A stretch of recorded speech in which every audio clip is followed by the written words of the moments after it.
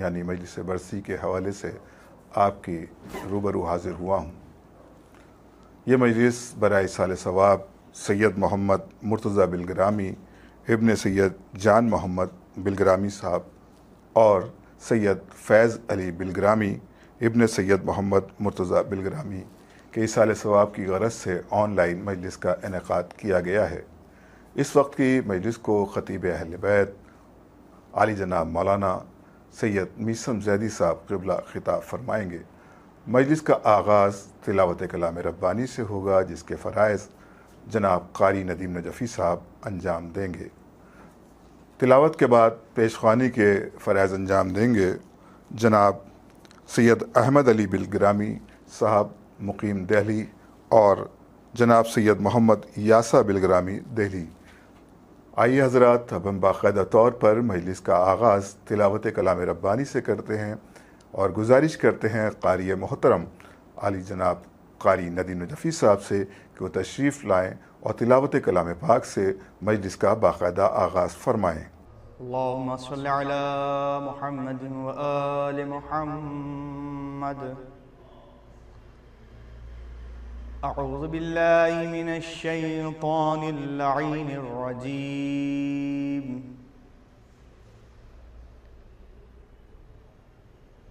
بسم اللہ الرحمن الرحیم۔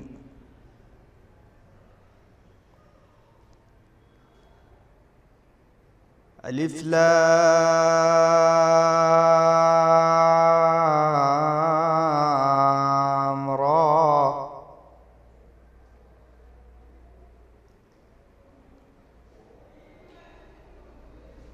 تلك آیات الکتاب المبین۔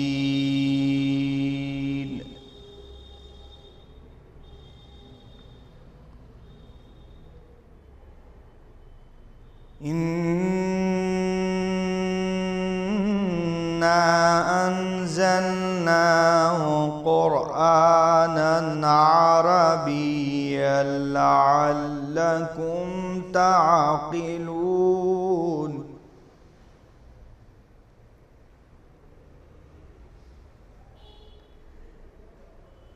نحن نقص عليك أحسن القصص بما أوحينا إليك هذا القرآن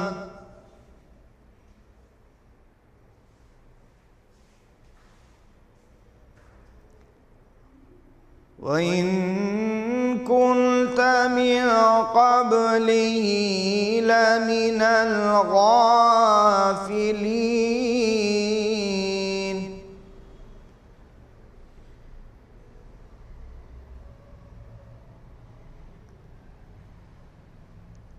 إذ قال يوسف لأبيه يا أبت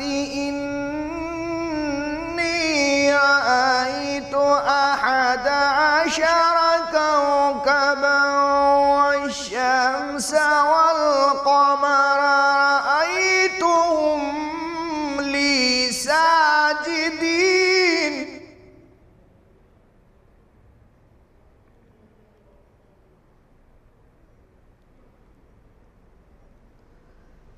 قال يا بني لا تقصص رؤياك على إخوتك فيكيدوا لك كيدا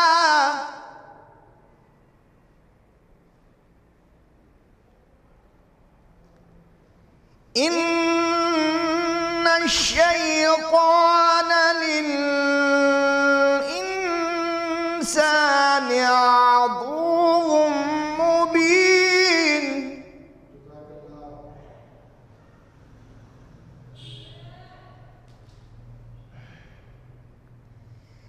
تلك آيات الكتاب المبين إنا أنزلناه قرآنا عربيا لعلكم تعقلون۔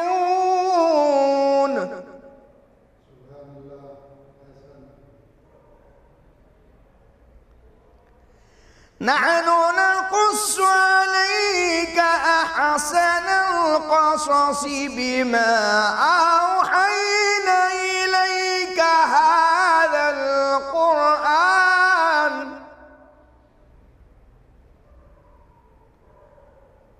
وإن كنت من قبله لمن الغافلين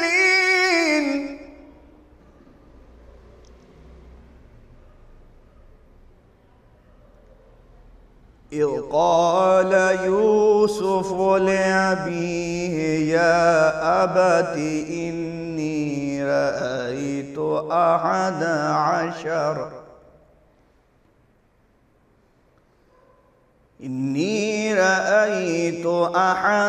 عشر كوكبا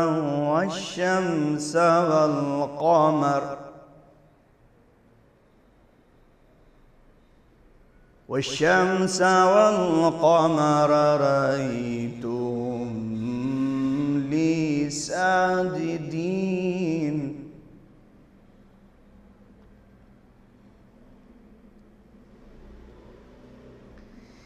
إذ قال يوسف لأبيه يا أبت إني رأيت أحد عشر كوكبا والشمس والقمر رأيتهم لي ساجدين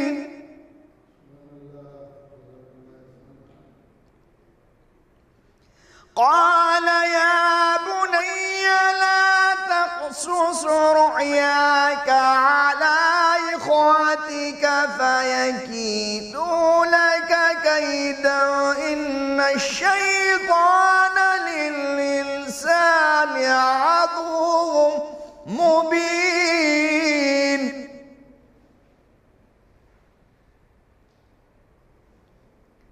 وكذلك يجتبيك ربك ويعلمك من تأويل الأحاديث ويتم نعمته عليك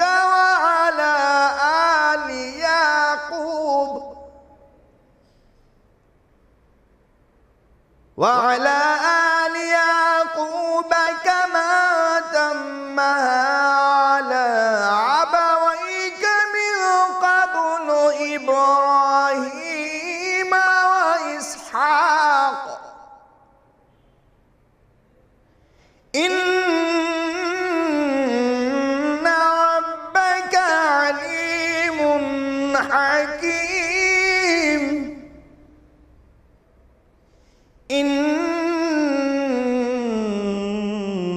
ربك عليم حكيم صدق الله العلي العظيم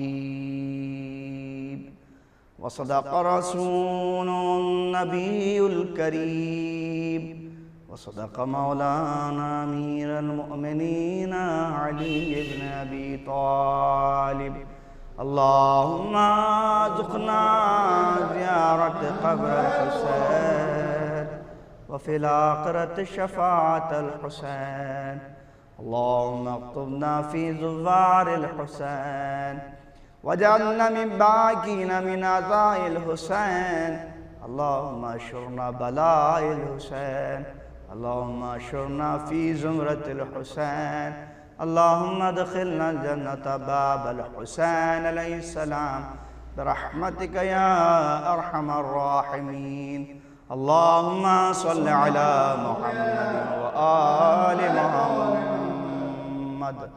جزاک اللہ قاری ندیم نجفی صاحب، آپ نے باقاعدہ طور پر تلاوت کلام پاک سے مجلس کا آغاز کیا، اور اب ہم پیشخوانی کے لیے گزارش کریں گے جناب سید احمد علی بلگرامی صاحب سے کہ تشریف لائیں اور بارگاہ اہل بیت علیہ السلام میں منظوم خراج عقیدت پیش فرمائیں۔ بسم اللہ الرحمن الرحیم۔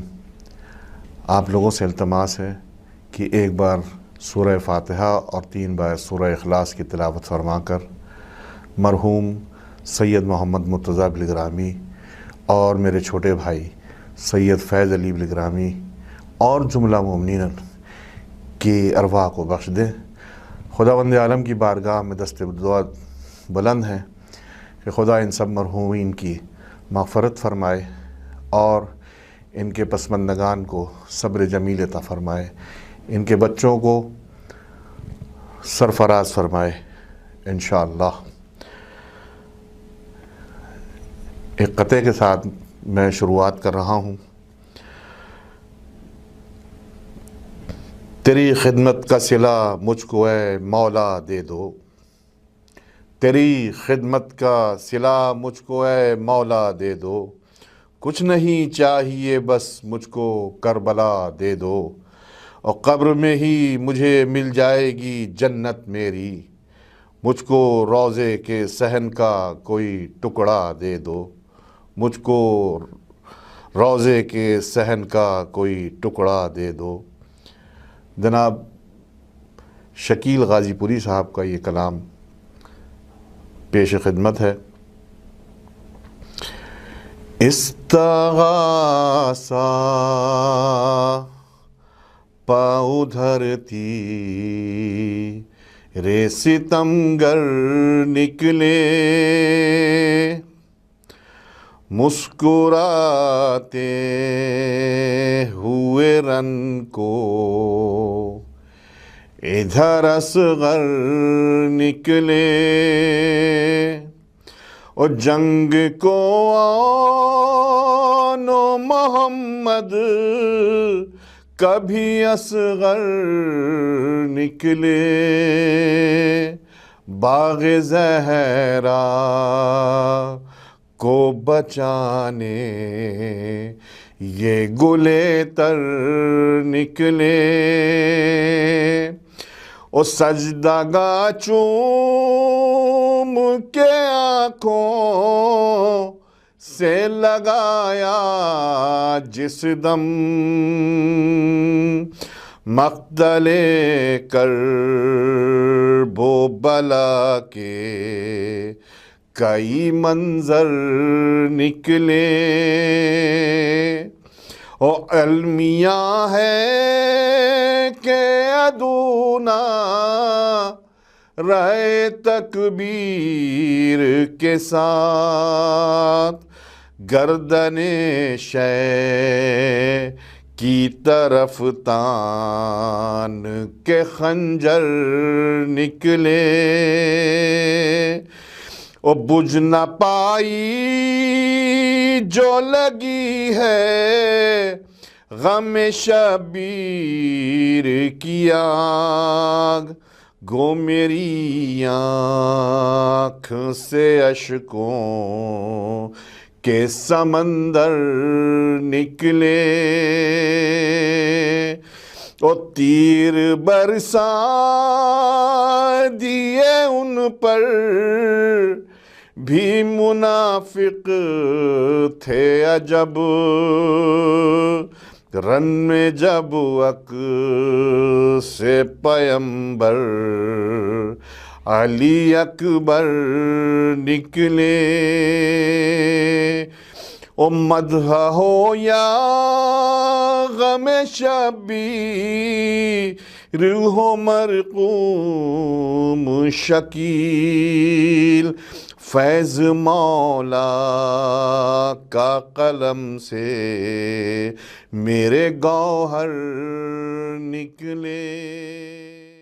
جزاک اللہ جناب سید احمد علی بلگرامی صاحب، آپ نے بہترین کلام بارگاہ معصومین علیہ الصلوۃ والسلام میں پیش کیا، اور اب ہم گزارش کرتے ہیں سید محمد یاسا بلگرامی مقیم حال دہلی سے کہ وہ تشریف لائیں اور اپنے مخصوص انداز میں پیش خوانی کے فرائض انجام دیں۔ بھول کر بھی کبھی تم کسی کی بات کرو، نہ بھول کر بھی کبھی تم کسی کی بات کرو، علی کا ذکر کرو بس علی کی بات کرو، نہ بھول کر بھی کبھی تم کسی کی بات کرو۔ کسی کا نفس کسی کا وسیع، کسی کا خفی، کسی کا نفس کسی کا وسیع، کسی کا خفی، یہ سب صفات ہوں جس میں اسی کی بات کرو۔ علی کا ذکر کرو بس، علی کی بات کرو، نہ بھول کر بھی کبھی تم کسی کی بات کرو۔ لحد میں میری اندھیرا ہو غیر ممکن ہے، لحد میں میری اندھیرا ہو غیر ممکن ہے، جہاں علی ہو وہاں روشنی کی بات کرو۔ علی کا ذکر کرو بس، علی کی بات کرو، نہ بھول کر بھی کبھی تم کسی کی بات کرو۔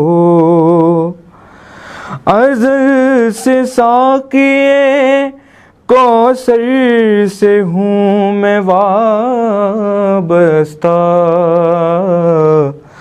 نہ میرے آگے کسی تشنگی کی بات کرو۔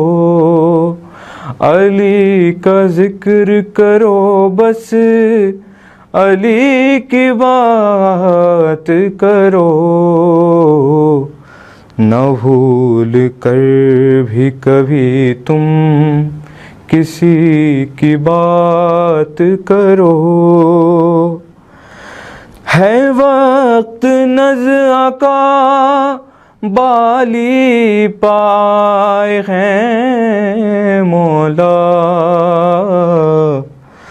ہے وقت نزع کا بالی پائے ہیں مولا، کہاں کی موت بس اب زندگی کی بات کرو۔ علی کا ذکر کرو بس، علی کی بات کرو، نہ بھول کر بھی کبھی تم کسی کی بات کرو۔ اور فرشتوں کیسا سوال و جواب تربت میں، فرشتوں کیسا سوال و جواب تربت میں، اب آ گئے ہو تو بیٹھو علی کی بات کرو۔ علی کا ذکر کرو بس، علی کی بات کرو، نہ بھول کر بھی کبھی تم کسی کی بات کرو۔ جزاک اللہ جناب سید محمد یاسر بلگرامی صاحب، آپ نے بہترین کلام بارگاہ اہل بیت علیہ الصلوۃ والسلام میں پیش کیا، اور اب ہم گزارش کریں گے خطیب مجلس عالی جناب مولانا سید میثم زیدی صاحب قبلہ سے کہ وہ تشریف لائیں اور مجلس کو خطاب فرمائیں۔ آپ حضرات سے گزارش ہے کہ ایک مرتبہ سورہ حمد اور 3 مرتبہ سورہ اخلاص کی تلاوت فرما کر سید محمد مرتضیٰ بلگرامی ابن سید جان محمد بلگرامی مرحوم اور سید فیض علی بلگرامی ابن سید محمد مرتضیٰ بلگرامی مرحوم کی روح کو ایصال ثواب فرما دے۔ بسم اللہ الرحمن الرحیم الحمدللہ رب العالمین مالک یوم الدین ایاک نعبد و ایاک نستعین اهدنا الصراط المستقیم صراط الذین انعمت علیہم غیر المغضوب علیہم ولا الضالین۔ بسم اللہ الرحمن الرحیم بسم اللہ الرحمن الرحیم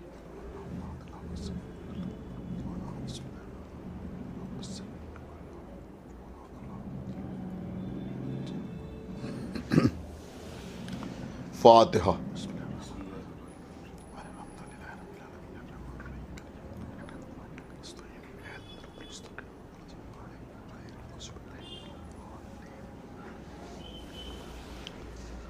اعوذ باللہ السمیع العلی العظیم من الشیطان اللعین الرجیم بسم اللہ الرحمن الرحیم الحمد للہ الذی ہدانا لہذا وما کننا لنہتدی لولا ان ہدانا اللہ لقد جاءت رسل ربنا بالحق الصلاة والسلام على صاحب الدین والاسلام والحل والحرام والرکن والمقام والصلاة والصیام والسجود والقیام والشریعت والاحکام والحجت والبرہان والمحبت والعرفان والحق والبیان والکتاب والقرآن سیدنا و نبینا و شفیعنا و مولانا و مولا الثقلین جد الحسن والحسین ابی القاسم محمد وعلى اہل بیتہ الطیبین الطاہرین المعصومین المظلومین المنتخبین المنتجبین الذین اذهب اللہ عنہم الرجس وطہرہم تطہیرا ولعنۃ اللہ علی اعدائہم وقتلتہم وغاصبی حقوقہم ومنکری فضائلہم ومصائبہم اجمعین من الآن إلى يوم الدين اما بعد فقد قال اللہ سبحانہ تبارک و تعالی فی کتابہ المجید وفرقانہ الحمید وقولہ الحق بسم اللہ الرحمن الرحیم لا یکلف اللہ نفسا الا وسعہا صلوات بر محمد۔ حضرات، قرآن مجید کا دوسرا سورہ یعنی سورہ بقرہ جو کلام الہی کا سب سے طویل سورہ ہے، یعنی سب سے بڑا سورہ ہے، تقریباً 2.5 پاروں پر محیط ہے۔ سورہ حمد کی 7 آیتوں کے تمام ہونے کے بعد پہلے پارے سے سورہ بقرہ کا آغاز ہوتا ہے اور پھر پہلا اور دوسرا پارہ سورہ بقرہ پر مشتمل ہے، اور تیسرے پارے میں نصف سے کچھ پہلے سورہ بقرہ تمام ہو جاتا ہے۔ اس سورہ میں اللہ نے بہت کچھ بیان کیا ہے، انبیاء کے حالات بیان ہوئے، رسولوں کے واقعات اس سورہ میں موجود ہیں، بہت سے احکامات بھی اللہ نے اس سورہ میں بیان کیے، اور اس آیت میں جس کو میں نے آپ کے سامنے تلاوت کیا، اللہ نے اپنے احکامات کے سلسلے میں ایک اصول بیان کیا ہے۔ حالانکہ اس موضوع کو اللہ نے اس سورے کے علاوہ بھی دیگر سوروں میں تھوڑا سا الفاظ کے رد و بدل کے ساتھ بیان کیا ہے، لیکن اس آیت کا ترجمہ یہ ہے کہ لا یکلف اللہ نفسا الا وسعہا، یعنی اللہ کسی نفس کو اس کی وسعت سے زیادہ تکلیف نہیں دیتا۔ اس کو عام لفظوں میں آپ یوں بھی سمجھ سکتے ہیں کہ اللہ کسی شخص کو کسی ایسی بات کا حکم ہی نہیں دیتا جو اس شخص کے بس میں نہ ہو، جو اس کے امکان میں نہ ہو۔ میں سمجھتا ہوں کہ اس بات کو سمجھنا کوئی بہت زیادہ مشکل نہیں ہے، دشوار نہیں ہے۔ ایک عام انسان جو ابتدائی طور پر شرعی مسائل سے واقف ہے وہ بھی اس بات کو اچھی طرح سے سمجھ سکتا ہے۔ آپ مجھ سے بہتر طریقے سے اس بات کو جانتے ہیں کہ وضو نماز کے لیے شرط ہے، ضروری ہے، لازمی ہے۔ بغیر وضو کے نماز نہیں ہوتی۔ لیکن اگر پانی انسان کی صحت کے لیے نقصان دہ ہے، یا پانی موجود نہیں ہے، یا اگر پانی تو ہے لیکن اس پانی کے مالک کی اجازت نہیں ہے کہ اس سے وضو کیا جائے، تو اگر پانی نہیں ہے تو تم تیمم کر کے نماز پڑھو۔ اسی طرح سے اگر کھڑے ہو کے نماز نہیں پڑھ سکتے تو بیٹھ کے نماز پڑھو، اگر بیٹھ کے نماز نہیں پڑھ سکتے تو لیٹ کے اشارے سے نماز پڑھ لو۔ انتہا یہ ہے کہ اگر لیٹ کر اشارے کرنے کا بھی موقع نہیں ہے اور تمہارے امکان میں یہ بھی نہیں ہے اور تم پانی میں ڈوب رہے ہو، غرق ہو رہے ہو، تو تم صرف نماز کی نیت کر لو۔ یعنی صرف نماز کی نیت کی، قرات نہیں کی، رکوع نہیں کیا، سجدہ نہیں کیا، یعنی نہ سجدہ کیا نہ اشارے سے سجدہ کیا، لیکن تمہاری نماز ہو گئی اگر تم نے پانی میں ڈوبتے وقت صرف نماز کی نیت کر لی۔ حالانکہ یہ بات میں اکثر کہتا رہتا ہوں کہ یہ سننے میں بڑا آسان لگتا ہے کہ اگر صرف نماز کی نیت کر لی ڈوبتے ہوئے آدمی نے تو اس کی نماز ہو گئی، ورنہ حقیقت یہ ہے کہ زندگی بھر کھڑے ہو کے نماز پڑھنے سے زیادہ دشوار عمل ہے، مشکل ہے کسی ڈوبتے ہوئے آدمی کا نماز کی نیت کر لینا۔ اس لیے کہ جب انسان ڈوب رہا ہو، پانی میں غرق ہو رہا ہو اور موت اس کے سامنے ہو، تو اس وقت وہ نماز کو یاد رکھے اور نماز کی نیت کر لے، یہ ایک بہت بڑی بات ہے۔ اسی طرح سے عزیزوں، روزہ اگر صحت اجازت دے تو روزہ رکھو، اور اگر صحت اجازت نہ دے تو تم روزہ نہ رکھو۔ حج کا تو مسئلہ ہی یہی ہے کہ اگر آدمی مستطیع ہے تو حج کے لیے جائے، اور اگر مستطیع نہیں ہے تو حج کے لیے نہ جائے۔ تو میرے عرض کرنے کا مقصد یہ ہے کہ اللہ کسی بندے کو اس کے امکان سے زیادہ تکلیف نہیں دیتا، اسی بات کا حکم دیتا ہے جو انسان کے بس میں ہو۔ تو اب یہ جو اللہ کے احکامات ہیں یہ ہم تک جو آتے ہیں تو وہ کیسے آتے ہیں؟ ظاہر سی بات ہے کہ دنیا میں کوئی یہ دعویٰ نہیں کر سکتا کہ اللہ نے ہمیں ڈائریکٹ حکم دیا، یا اللہ ہمارے پاس آیا، یا ہم اللہ کے پاس گئے اور اللہ نے ہمیں حکم دیا۔ تو اللہ کے جتنے احکامات ہم تک آتے ہیں وہ کسی نہ کسی وسیلے سے آتے ہیں، کسی نہ کسی ذریعے سے آتے ہیں۔ کبھی کوئی صحیفہ ذریعہ بنتا ہے، کبھی کوئی کتاب ذریعہ بنتی ہے، کبھی کوئی آیت ذریعہ بنتی ہے، کبھی کوئی سورہ ذریعہ بنتا ہے، یا کبھی کوئی شخصیت ذریعہ بنتی ہے اللہ کے احکامات کے آنے کا۔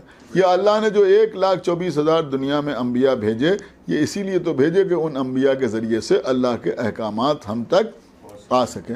تو پھر یہ ماننا پڑے گا کہ پیغمبر اسلام نے بھی اپنی زندگی میں جو احکامات صادر فرمائے تو وہی احکامات پیغمبر نے صادر فرمائے کہ جو بندے کے بس میں ہوں۔ اگر کسی کے بس میں کچھ نہ ہو تو پیغمبر اس کا حکم نہیں دیتے۔ اب میں یہاں تک آپ کو صرف اور صرف اس لیے لے کے آیا کہ آپ تھوڑا سا غور فرمائیں کہ مثلا جنگ خندق ہو رہی، اللہ کے رسول اپنے خیمے میں ہیں اور رسول کے سامنے تمام کے تمام اصحاب بیٹھے ہوئے ہیں۔ عمر ابن عبد ود جو مشرکین مکہ کا ایک بہت بڑا سردار تھا اور بہت زیادہ قوی ہیکل بھی تھا اور بہت ہی بہادر تھا، شجاع تھا، تو وہ آیا اور آنے کے بعد اس نے اپنا نیزہ رسول کے خیمے میں چبھویا اور اس کے بعد کہا کہ آؤ میرے مقابلے پر، تم میں کون ہے جو میرے مقابلے پر آ سکے؟ اگر تم میرے ہاتھوں سے قتل ہو جاؤ گے تو شہید کہلاؤ گے، اور اگر مجھے قتل کر دو گے تو غازی کہلاؤ گے، یعنی یوں بھی جنت تمہارے لیے ہے اور یوں بھی جنت تمہارے لیے ہے۔ تو وہ پکار رہا تھا اور کوئی جانے کے لیے تیار نہ تھا۔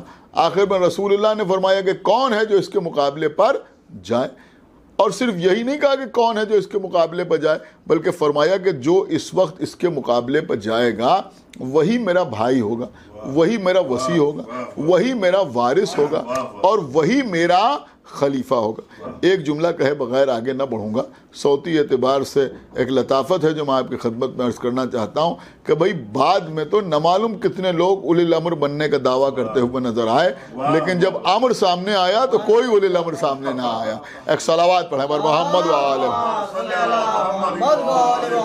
تو رسول اللہ فرما رہے تھے کہ کون ہے جو اس کے مقابلے پر جائے، اور جو آج اس کے مقابلے پر جائے گا وہی میرا بھائی ہوگا، وہی میرا وصی ہوگا، وہی میرا وارث ہوگا، وہی میرا جانشین ہوگا، وہی میرا خلیفہ ہوگا۔ تو کوئی نہیں اٹھا، آخر میں مولا کائنات اس کے مقابلے پر گئے۔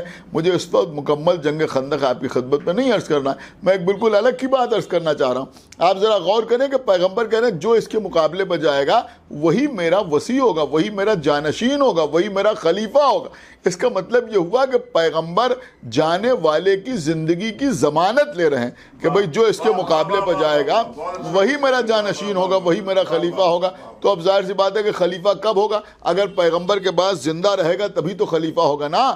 اور پیغمبر کہہ رہے کون ہے جو اس کے مقابلے پر جائے، لیکن کوئی جانے کے لیے تیار نہیں ہے۔ یعنی پیغمبر زندگی کی ضمانت لے رہے ہیں، یا یوں سمجھیں کہ کامیابی کی ضمانت لے رہے ہیں، لیکن اس کے باوجود کوئی جانے کے لیے تیار نہیں ہے۔ میں اس وقت کی مجلس پہ بہت بڑی بات یہی عرض کرنا چاہ رہا ہوں کہ یہ اصحاب رسول کا جنگ خندق میں پیغمبر کے خیمے سے باہر نہ آنا، امر کے مقابلے کے لیے تیار نہ ہونا، صرف ان کی بزدلی کی دلیل نہیں ہے بلکہ پیغمبر کے قول پر عدم اعتماد کی دلیل ہے کہ پیغمبر کے قول پر یقین نہیں ہے۔ پیغمبر کہہ رہے ہیں کہ وہی میرا جانشین ہوگا، لیکن اس کے بعد بھی کوئی آنے کے لیے تیار نہیں ہے۔ تو میرے عرض کرنے کا مقصد یہ ہے کہ پیغمبر جو فرما رہے ہیں کہ کون ہے جو اس کے مقابلے پر جائے، تو ظاہر سی بات ہے کہ یہ پیغمبر نہیں کہہ رہے ہیں بلکہ یہ حکم خدا ہے، اور اللہ کا حکم جب آتا ہے تو اسی کے لیے آتا ہے کہ جو اس کا اہل ہو، جس کے بس پہ وہ کام نہ ہو اللہ کبھی اسے اس چیز کا حکم نہیں دیتا۔ اب ایک دو اشارے میں اور اسی سلسلے میں آپ کی خدمت میں عرض کر کے اپنی تقریر کو تمام کر دوں۔ تھوڑا سا آپ اور آگے بڑھیے، ہمارے اور آپ کے چھٹے امام جعفر صادق علیہ السلام، سرکار صادق آل محمد ہے، اور سرکار اپنے گھر میں تشریف فرمائیں۔ ایک شخص کا جو خراسان کے رہنے والے تھے وہ امام کی خدمت پہ بیٹھے ہوئے تھے۔ اس وقت تک ایران میں کافی لوگ مائل بتشیع تھے اور بہت سے لوگ تشیع کو اختیار کر چکے تھے، یعنی وہاں پر تعداد شیعہ کی کافی زیادہ ہو چکی تھی۔ تو یہ خراسان سے آئے تھے، ان کا نام تاریخ میں ملتا ہے مامون رتی۔ تو یہ مامون رتی امام کے پاس بیٹھے ہوئے تھے اور امام سے کہہ رہے تھے کہ آپ اپنے حق کے لیے قیام کیوں نہیں کرتے، کیوں آپ آگے نہیں بڑھتے؟ آپ کا حق ہے خلافت، آپ کا حق ہے حکومت، آپ کھڑے کیوں نہیں ہوتے؟ آپ تلوار اٹھائیں۔ دیکھیں یہیں سے ایک بات سمجھ میں آئی کہ امام کے پہلو میں تو بیٹھے تھے لیکن امام کی معرفت نہیں تھی۔ بڑی قیمتی بات میں عرض کر رہا ہوں، امام کی معرفت نہیں تھی، اس لیے کہ اگر امام کی معرفت ہوتی تو امام کی اطاعت کرتے، امام کو مشورے نہ دیتے۔ ایک صلوات پڑھے بر محمد و آل محمد، امام کو مشورہ نہ دیتے، اس لیے کہ ظاہر سی بات ہے کہ امام خود اس بات کو سمجھ رہے ہیں۔ اس سلسلے میں ایک چیز اور میں آپ کی خدمت میں عرض کر دوں کہ یہ ہمارے ائمہ طاہرین جنہوں نے تلوار نہیں اٹھائی اور جو قیام نہیں فرمایا، تو اس کے سلسلے میں اکثر لوگ سوالات کرتے ہیں۔ ایک شخص امام جعفر صادق علیہ السلام کی خدمت میں آیا، یہ دوسرا واقعہ ہے، اور اس سے آگے کہا کہ آپ جہاد کے لیے کیوں نہیں کھڑے ہوتے اور آپ اپنے حق کے لیے قیام کیوں نہیں کرتے، آپ تلوار کیوں نہیں اٹھاتے؟ تو امام نے فرمایا کہ ہم اس وقت اس بات کو مناسب نہیں سمجھتے۔ تو اس نے کہا کہ لیکن اپنے حق کے خلاف تلوار اٹھانا اور جہاد کرنا تو واجب ہے۔ اب آپ ذرا غور کریں کہ امام سے کہہ رہا ہے کہ واجب ہے، کس سے کہہ رہا ہے؟ امام سے کہہ رہا ہے۔ جن کے کہنے سے کوئی چیز واجب ہوتی ہے اور جن کے منع کرنے سے کوئی چیز حرام ہوتی ہے، ان سے کہہ رہا ہے کہ واجب ہے لہذا آپ تلوار اٹھائیں۔ اس وقت تقریباً دن کے 10 یا 11 بج رہے تھے۔ امام نے اس سے کہا کہ یہ بتا کہ نماز واجب ہے یا نہیں ہے؟ اس نے کہا بے شک نماز واجب ہے۔ کہا تو پڑھو نماز۔ تو اس نے کہا کہ اس وقت میں نماز کیسے پڑھوں؟ اس لیے کہ نماز کا وقت نہیں ہے۔ تو امام نے فرمایا کہ واجب تو ہے لیکن وقت نہیں ہے، لہذا تو کہہ رہا ہے کہ میں نماز کیسے پڑھوں؟ تو اسی طرح جہاد واجب تو ہے لیکن وقت نہیں ہے۔ ایک صلوات پڑھیں بر محمد و آل محمد۔ تو اسی طرح سے مامون رتی بھی امام سے کہہ رہے ہیں کہ آپ جہاد کیجئے اور آپ اپنے حق کے لیے تلوار اٹھائیے۔ تو امام نے فرمایا کہ میرا ساتھ کون دے گا؟ تو اس نے کہا کہ خراسان میں بہت لوگ ہیں، ایران میں بہت لوگ ہیں کہ جو آپ کی مدد کرنے کے لیے آ جائیں گے۔ تو امام نے فرمایا کہ وہ سب تمہارے ہی جیسے ہیں نا؟ تو اس نے کہا ہاں وہ سب کے سب ہمارے ہی جیسے ہیں، جیسے ہم آپ کے چاہنے والے، جیسے ہم آپ کے فداکار، جیسے ہم آپ کی اطاعت کرنے والے، ویسے ہی وہ سبھی آپ کی اطاعت کرنے والے ہیں۔ تو امام نے فرمایا سامنے تنور روشن ہے، تم تھوڑی دیر کے لیے اس کے اندر چلے جاؤ۔ بس جیسے ہی امام نے یہ فرمایا، پہلے تو وہ سمجھا کہ شاید امام کچھ مزاح فرما رہے ہیں، مذاق کر رہے ہیں، لہٰذا کچھ دیر خاموش بیٹھا۔ لیکن جب پھر امام نے کہا تو اس نے کہا کہ آپ کیسا حکم دے رہے ہیں؟ میرے چھوٹے چھوٹے بچے ہیں، میری بیوی ہے، میرے اہل و عیال ہیں، میرا خاندان ہے، آپ مجھ سے کہہ رہے تنور میں چلے جاؤ۔ جلتے ہوئے تنور میں اگر میں پھاند پڑ گیا تو پھر میں جل جاؤں گا، خاک ہو جاؤں گا، مر جاؤں گا، پھر میرے بچے کو کون دیکھے گا، میری بیوی کو کون دیکھے گا، میرے گھر والوں کا خیال کون رکھے گا؟ تو امام نے کہا ٹھیک ہے بیٹھے رہو۔ تو جب بیٹھا نا، کچھ دیر بیٹھا تھا کہ اتنی دیر میں جناب ہارون مکی تشریف لائے۔ اب دیکھیں یہ بھی ایک اتفاق ہے کہ یہ تھا مامون رتی اور وہ تھے ہارون مکی۔ ایک صلوات پڑھیں محمد وآلہ۔ تو جناب ہارون مکی تشریف لائے۔ جیسے ہی جناب ہارون مکی تشریف لائے تو امام کو انہوں نے سلام کیا، امام نے جواب سلام دیا، اور جواب سلام دینے کے بعد امام نے ہارون مکی سے ان کی خیریت بھی نہیں پوچھے، ان کے اہل و عیال کا حال چال بھی نہیں پوچھا، بلکہ ہارون مکی سے کہا ہارون مکی سامنے دیکھ رہا ہو تنور جل رہا ہے؟ کہاں تنور جل رہا ہے؟ کہ بس تھوڑی دیر کے لیے اس پہ چلے جاؤ۔ ہارون مکی نے یہ نہیں پوچھا کہ کیوں، کس لیے، اس سے کیا فائدہ ہوگا۔ دیکھیے اسے کہتے ہیں اطاعت۔ ہارون مکی آگے بڑھے اور تنور کے اندر پھانک گئے۔ جیسے ہی وہ تنور کے اندر گئے، امام اٹھے اور ایک بڑا سا پتھر اٹھایا اور وہ پتھر تنور کے منہ کے اوپر لا کے رکھ دیا۔ اب امام آ کے بیٹھ گئے۔ اب امام تو اطمینان کے ساتھ بیٹھ گئے۔ اب آپ ذرا غور کریں، امام نے ہارون مکی کو حکم دیا، وہ تنور کے اندر اطمینان سے ہیں، باہر امام سکون کے عالم میں ہیں، لیکن مامون رتی پریشان ہو رہے ہیں۔ ایک صلوات پڑھیں پر محمد وآلہ محمد۔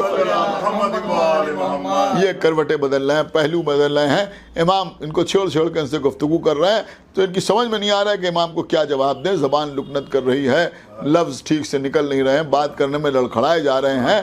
قریب 15-20 منٹ کے بعد انہوں نے ہمت کی اور اس کے بعد امام سے کہا کہ وہ تو بیچارہ آپ کے پاس آیا تھا، آپ نے اس سے پانی کے لیے بھی نہیں پوچھا، کھانے کے لیے بھی نہیں کہا، اور اس کا حال چال بھی نہیں پوچھا، اور اس نے کہا کہ تنور میں چلے جاؤ۔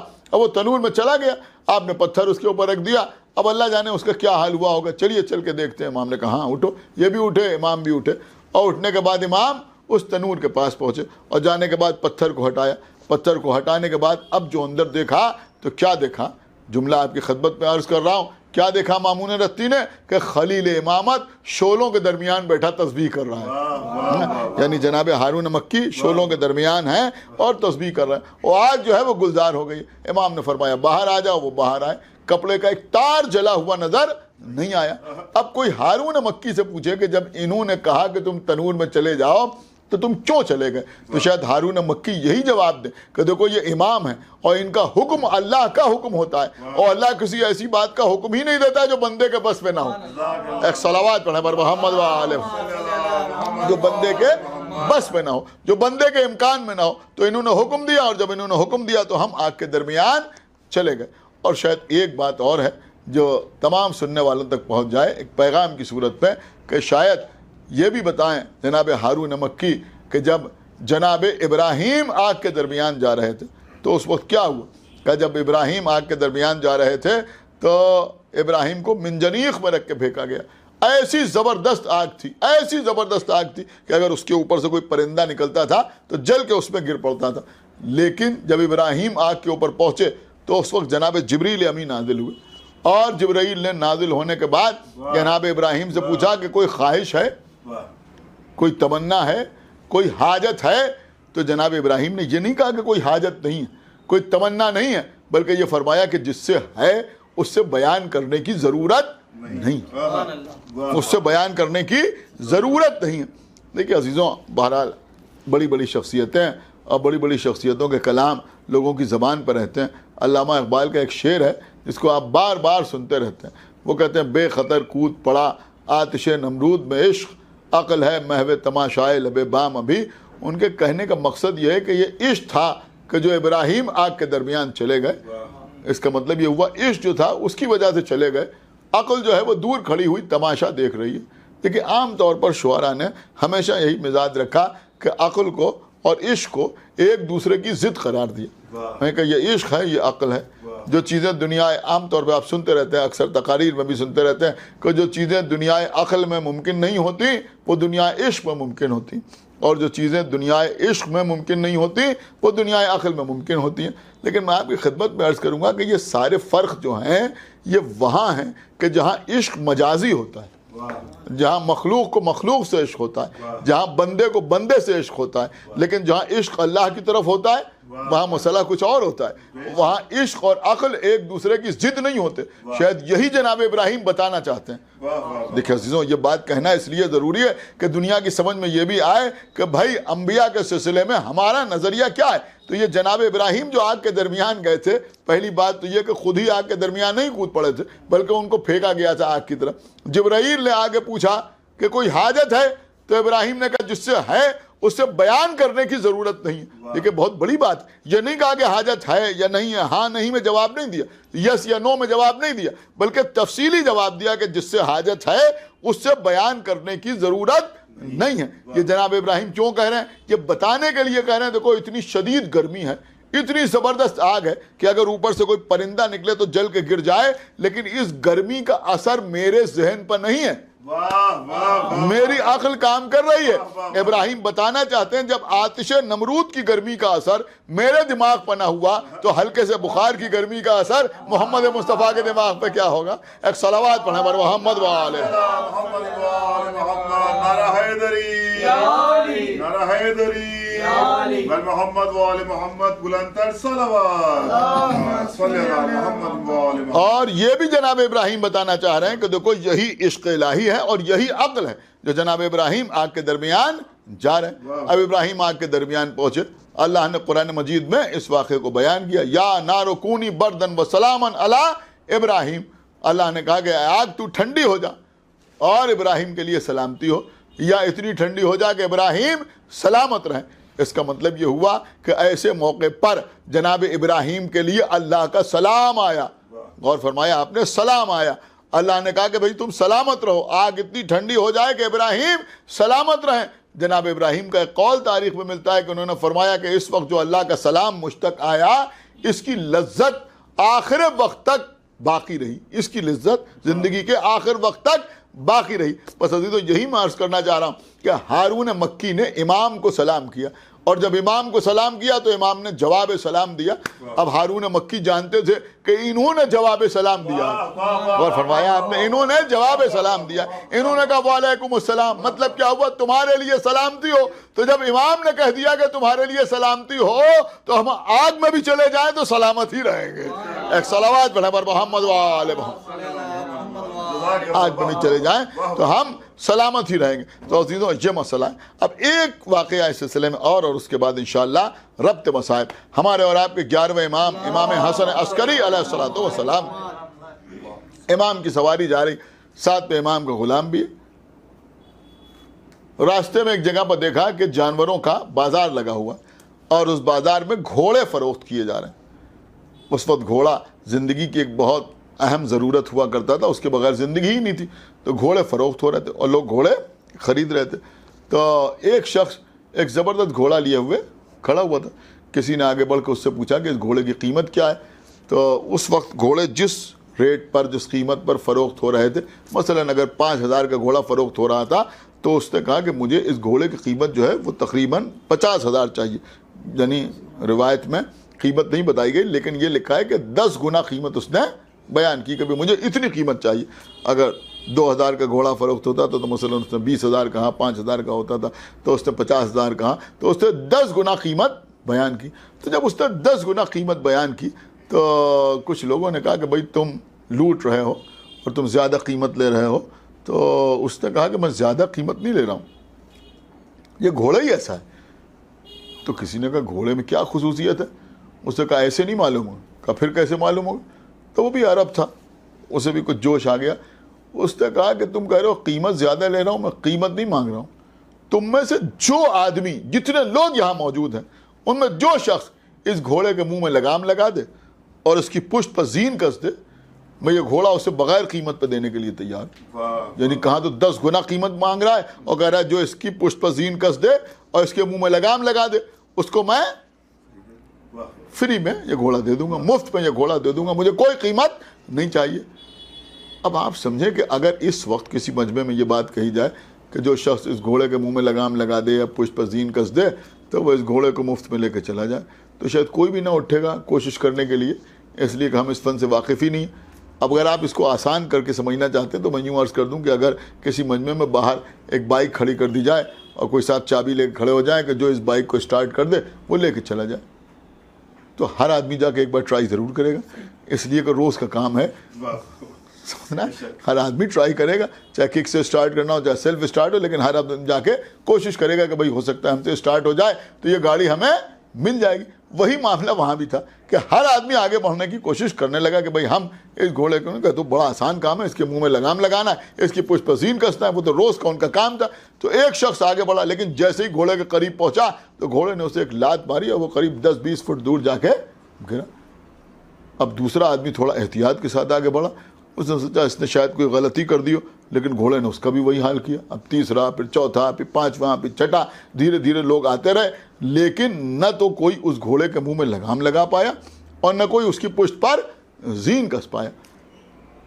अब जब ऐसा आलम सामने आया तो लोग अपने अपने महलों में गए और वहाँ जो मशहूर और मारूफ घुड़सवार थे, जो इस फन के बहुत बड़े माहिर थे, उनको बुला बुला के लेके आए, लेकिन वो भी कामयाब नहीं हुए। कोई शख्स ना उस घोड़े के मुंह में लगाम लगा पाया, ना उसकी पुष्ट पर ज़ीन कस पाया। अब धीरे धीरे आधे घंटे में, 1 घंटे में ये खबर जो थी पूरे इलाके में फैल गई। न मालूम कहाँ से लोग आए, सब ने कोशिश की लेकिन कोई कामयाब न हुआ। उसी वक्त इमाम हसन अस्करी का गुजर भी हो रहा था। एक शख्स इमाम के पास आया और आने के बाद कहा कि सब कोशिश कर चुके हैं, आप भी कोशिश करके देखिए। कि कुछ लोग ये समझते थे कि इनका इन चीज़ों से क्या ताल्लुक़ है, ये नमाज़ पढ़ते हैं, ये कुरान पढ़ते हैं, ये रात रात भर इबादत करते हैं, दिन भर रोज़ा रखते हैं, इन सब कामों से इनका क्या ताल्लुक़ है। तो उसने कहा आप भी कोशिश कीजिए। तो इमाम ने फरमाया कि मैं कोशिश क्यों करूँगा। तो उसने कहा नहीं, कुछ कोशिश करके देखिए, हो सकता है ये घोड़ा आप ही को मिल जाए। बहुत तवज्जो के साथ आप समाअत फरमाएं। ये वाक़या आपने सुना तो होगा, लेकिन सिर्फ एक जुमला अर्ज़ करने के लिए मैं अर्ज़ कर रहा हूँ। तो इमाम खुद आगे नहीं बढ़े, बल्कि इमाम ने अपने ग़ुलाम से बड़े आहिस्ता लहजे में, बड़े नरम लहजे में कहा कि जाओ जाके इस घोड़े के मुंह में लगाम लगा दो और उसकी पुष्ट पर ज़ीन कस दो। लोगों ने देखा कि इमाम का ग़ुलाम बड़े कॉन्फिडेंस के साथ, बड़े इत्मीनान के साथ आगे बढ़ा, और आगे बढ़ने के बाद जितनी आसानी से मैं पढ़ रहा हूँ, इससे ज़्यादा आसानी के साथ इमाम के ग़ुलाम ने उस घोड़े के मुंह में लगाम लगाई और उसकी पुष्ट पर ज़ीन कस दी। वो शख्स भी अपनी बात का पक्का था कि बिस्मिल्लाह, इमाम का ग़ुलाम वो घोड़ा लेके चला। अब जब वो घोड़ा लेके चला तो जितने लोग थे सब ने इमाम के ग़ुलाम को घेर लिया और आगे बढ़ के कहने लगे कि ये बताओ कि तुम कितने बड़े घुड़सवार, ये फ़न तुमने कहाँ से सीखा है? सब तो नाकामयाब हो गए, तुम कामयाब कैसे हो गए? तुम्हारा अस्तबल कहाँ है और उस अस्तबल में कितने घोड़े हैं? कब से तुम इस फ़न के माहिर हो? तरह तरह के सवाल लोग उससे करने लगे। जब ज़्यादा मजमा जमा हो गया तो उसने कहा सुनो, न तो मेरे पास कोई बहुत बड़ा अस्तबल है जिस पे बहुत से घोड़े हों, और न मैं इस फ़न का कोई बहुत बड़ा माहिर हूँ, जैसे तुम हो वैसे ही मैं भी हूँ। कहा लेकिन तुम ये हालत देख रहे थे कि न मालूम कितने लोगों को इस घोड़े ने ज़ख्मी कर दिया, लेकिन तुम बड़े इत्मीनान के साथ आगे बढ़े। ये इत्मीनान कल्ब हमारी समझ में नहीं आ रहे, इतने सुकून के साथ आगे बढ़े और आगे बढ़ के तुमने ये काम अंजाम दिया है। कसम खुदा की अज़ीज़ों, जो महसूस करेगा इंशाअल्लाह वो महसूस भी होगा और ये भी मरहूमीन के लिए बेहतरीन इसाले सवाब करार पाएगा। तो उसने कहा कि बात यह है कि मैं इस फ़न का कोई माहिर वाहिर नहीं हूँ, बस बात सिर्फ इतनी है कि मैं इनका ग़ुलाम हूँ, मैं इनका ग़ुलाम हूँ। और इन्होंने कहा कि तुम घोड़े के मुंह में लगाम लगा दो और उसकी पुष्ट पर जाके ज़ीन कस दो, तो मैं आगे बढ़ा और मैंने ये अमल अंजाम दे दिया। बात यह है कि जब से मैं इनकी ग़ुलामी में हूँ, कभी इन्होंने मुझे किसी ऐसी बात का हुक्म ही नहीं दिया जो मेरे बस में ना हो। एक सलावत पढ़े मोहम्मद वाले जो मेरे बस में ना हो। तो जब इन्होंने हुक्म दिया कि तुम ऐसा करो, तो मैंने समझ लिया कि अगर मेरे इम्कान में ना होता तो ये मुझे हुक्म न देते, लिहाजा मैंने आगे बढ़ के बिल्कुल इत्मीनान के साथ ये काम अंजाम दे दिया।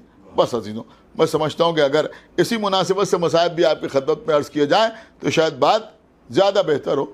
अब ज़रा गौर करें अज़ीज़ों कि करबला का मैदान है, सरकार सैयद शुहदा है, नमाज ज़ोहर का अव्वल वक्त है। जनाब अबू समामा सैदावी آگے بڑھ کے آقا حسین سے کہتے ہیں آقا حسین یہ اول وقت نماز ظہر ہے، ہم چاہتے ہیں کہ یہ نماز آپ کے پیچھے پڑھ لیں۔ لیکن جو مجھے عرض کرنا ہے وہ عرض کرنا ہے، لیکن میں کوشش کرتا ہوں کہ ہر مجلس میں کوئی نہ کوئی پیغام، کوئی نہ کوئی میسج بھی لوگوں تک پہنچ جائے۔ دیکھیں علم کے ساتھ حلم کا ہونا انسان کے لیے بہت بڑی خصوصیت کا حامل ہوتا ہے، اور اکثر لوگ ایسے ہوتے ہیں کہ جن میں علم تو ہوتا ہے مگر حلم بالکل نہیں ہوتا۔ میں اس کی مثال آپ کی خدمت پیش کروں، آپ 4 آدمیوں کے درمیان بیٹھیں تو آپ کو اس بات کا احساس ہوگا کہ مثلاً آپ نے لوگوں کو مخاطب کیا، گفتگو ہو رہی ہے، آپ نے کہا بھائی میر کا یہ بڑا اچھا شعر ہے، مرزا غالب کا یہ بہترین شعر ہے، میر انیس کا یہ شعر ہے، یا ان کی بیعت ہے، تو ہوتا کیا ہے سب سننے کے لیے آمادہ ہو گئے۔ لیکن جیسے ہی آپ نے ایک مصرع پڑھا، سامنے ایک صاحب بیٹھے تھے، اتفاق سے ان کو شعر یاد تھا، وہ جلدی سے دوسرا مصرع پڑھ دیتے، آپ سے پہلے انہوں نے دوسرا مصرع پڑھ دیا۔ بہت توجہ، دیکھیے عزیزوں یہ ساری چیزیں اخلاقیات کے منافی ہیں، ان چیزوں کو پر غور کرنا چاہیے۔ جلدی سے انہوں نے دوسرا مصرع پڑھ دیا، یا اکثر مجالس میں کوئی ذاکر پڑھ رہا ہے، اس نے کوئی نقطہ پڑھ دیا اور کسی کی پہلے سے سمجھ میں آ گیا تو وہ نیچے ہی سے آگے آگے بولنے لگے۔ آپ کو معلوم ہے یہ کیا بتاتا ہے؟ یہ بتاتا ہے کہ ان کے پاس علم تو ہے مگر حلم نہیں، ان کے پاس حلم نہیں ہے۔ ہونا یہ چاہیے کہ اگر کوئی شعر سنا رہا ہے تو بھائی ہم خاموش بیٹھ کے سن لیں، اگر ہمیں یاد ہے تب بھی ہم سن لیں تاکہ باقی لوگ بھی محظوظ ہو جائیں۔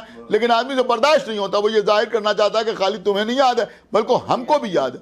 میں سمجھتا ہوں کہ ساری کائنات میں، دیکھیں سنیں عزیزوں، شاید پوری مجلس میں اس سے بہتر کوئی جملہ نہ ہو کہ ساری کائنات میں اس سے بڑی حلم کی کوئی مثال نہیں ہوگی کہ جناب ابو ثمامہ سیداوی نے آقا حسین سے کہا کہ آقا حسین یہ اول وقت نماز ظہر ہے، لیکن امام حسین نے یہ نہیں کہا کہ میں جانتا ہوں۔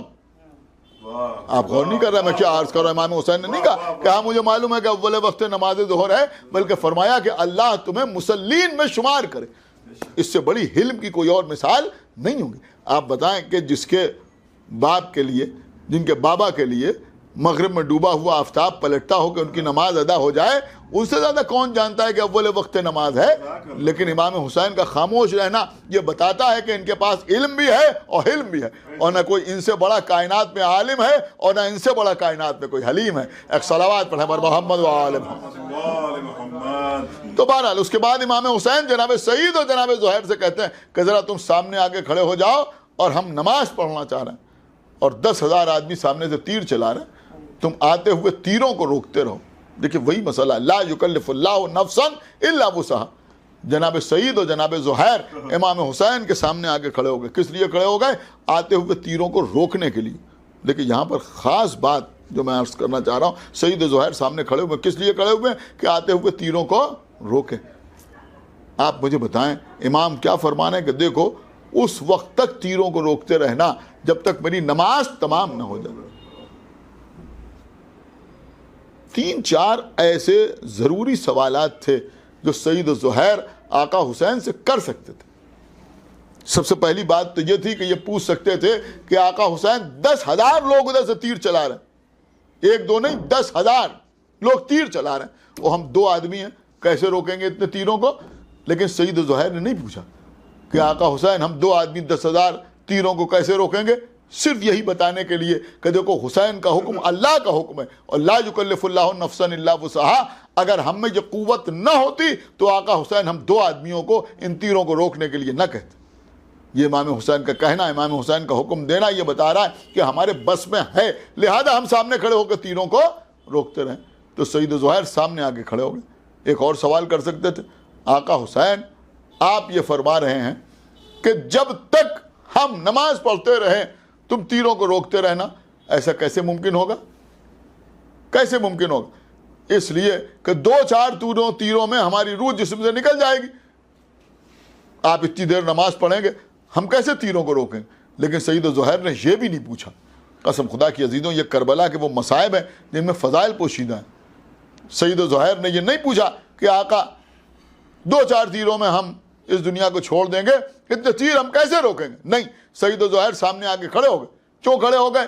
اس لیے کھڑے ہو گئے کہ سعید و زہیر یہ بات اچھی طرح جانتے تھے کہ یہ کوئی اور حکم نہیں دے رہا ہے بلکہ آقا حسین حکم دے رہے ہیں، اور اگر انہوں نے کہہ دیا کہ جب تک میری نماز تمام نہ ہو جائے اس وقت تک تم سامنے کھڑے رہنا، تو جب تک ان کی نماز تمام نہ ہو جائے، جتنے تیر بھی ہمارے بدن میں پیوست کیوں نہ ہو جائیں، جتنا خون بھی ہمارے بدن سے بہہ جائے، لیکن ملک الموت کی ہمت نہیں ہے کہ ان کی نماز ختم ہونے سے پہلے ہماری روح کو قبض کر لے، اس لیے کہ یہ اس کے بیٹے ہیں جس کے دروازے پہ آ کے ملک الموت اجازت مانگتا ہوا نظر آ رہا ہے۔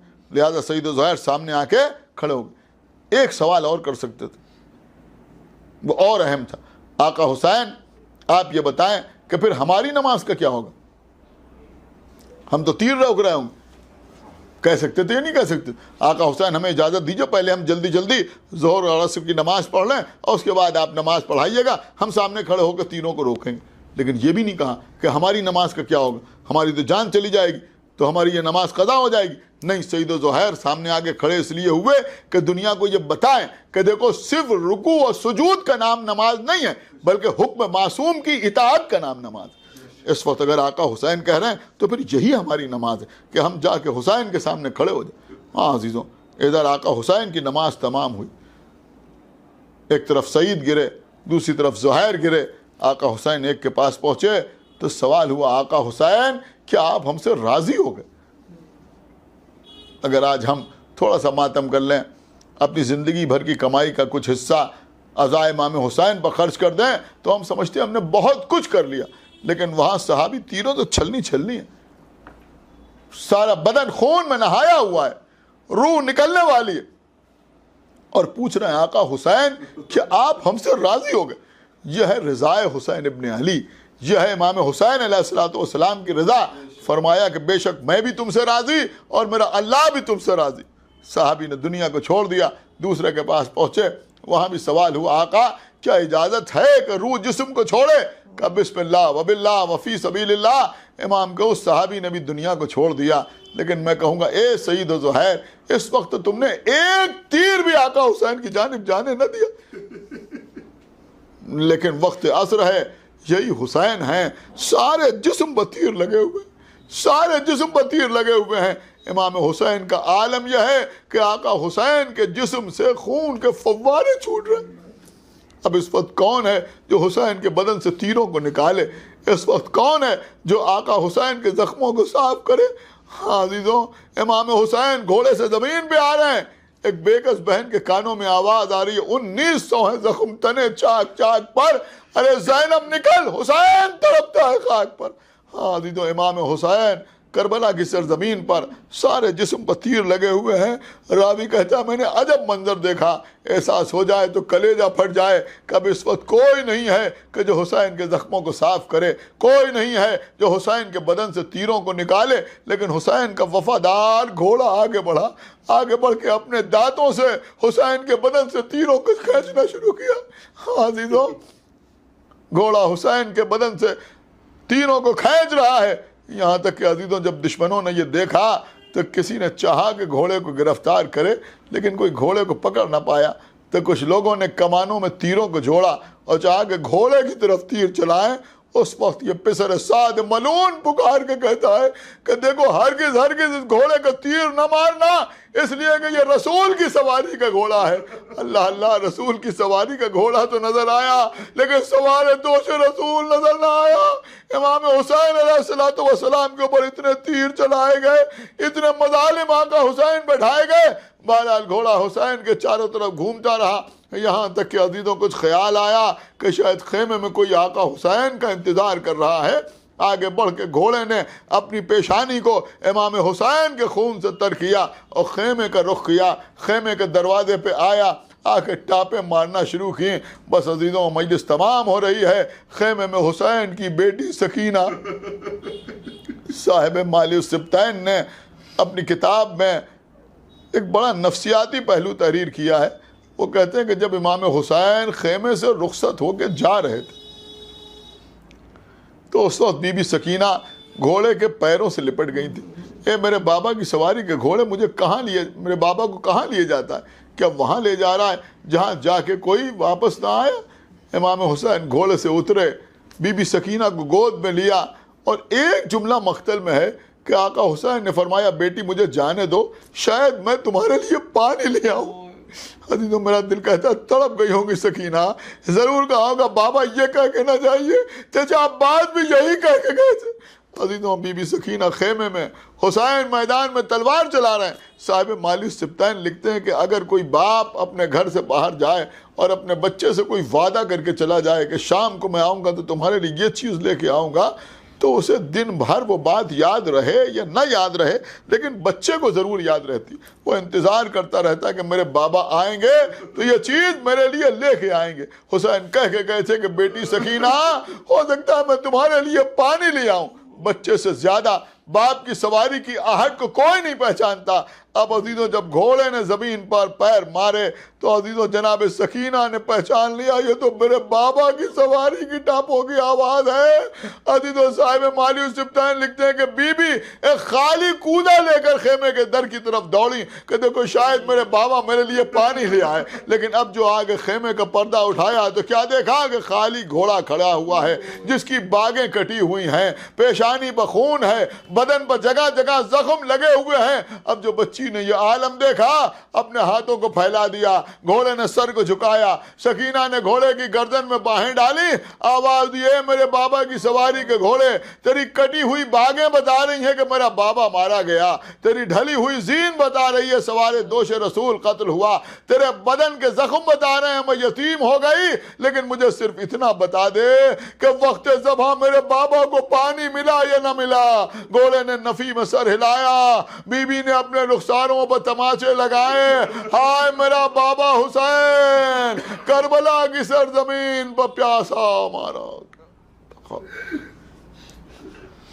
پروردگار جو واسطہ محمد وال محمد کے ذکر کو طفیل میں ان مرحومین کو جن کے اصالہ ثواب کے لیے مجلس منعقد ہوئی ہے، پروردگار ان کی مغفرت فرما اور ان کو اعلی الجین میں جگہ عنایت فرما۔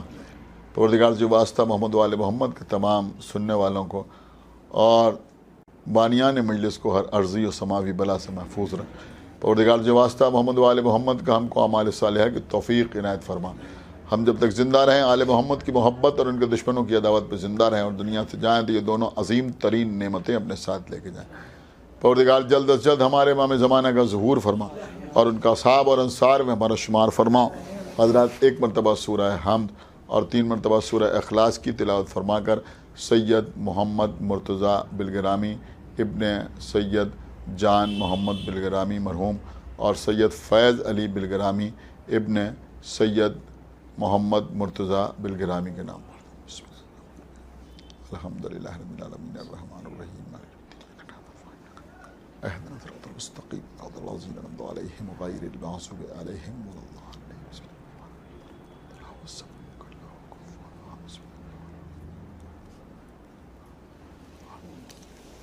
جزاک اللہ قبلہ، آپ نے بہترین بیان سامعین کے درمیان پیش کیا۔ یقیناً یہ تلاوت کلام پاک، یہ ذکر محمد وآل محمد، یہ مصائب یاسو یقیناً مرحومین کے لیے بہترین ایصال ثواب کا سبب بنیں گے اور ان کے متعلقین بالخصوص محترمہ سیدہ صدیقہ فاطمہ بلگرامی و جملہ اہل خانہ کے لیے تسکین قلب کا سبب بنیں گے۔